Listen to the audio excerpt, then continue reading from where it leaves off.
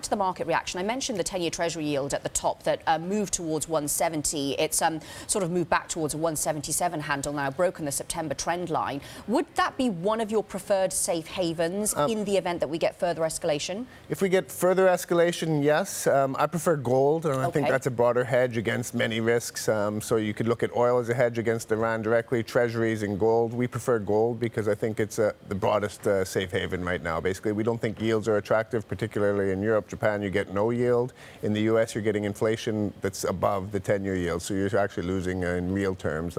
Gold, I think, is going to benefit from geopolitical risk, going to benefit from trade, benefit from Iran, and I think that's the best portfolio hedge right now. Yeah. How high could we go on gold then? Because we did top 1,600, but we've fallen back now. Yeah, basically, if you get an escalation, you're going to see higher moves in gold.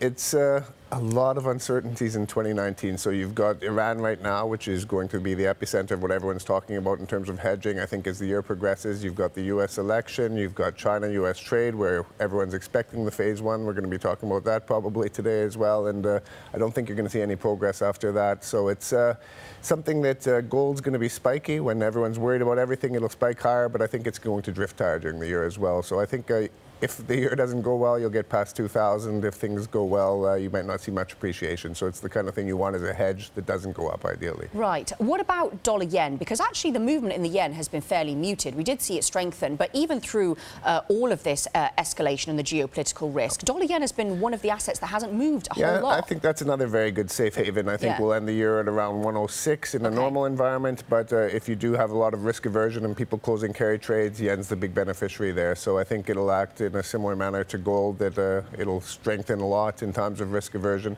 You haven't seen it much, as you said, right now. We're around 108 right now, but it's 30% under fair value on most of the measures we look at on purchasing power, on consumer purchasing power. It's a very cheap currency that's depressed by basically carry trades, and when people get spooked, they close those carry trades.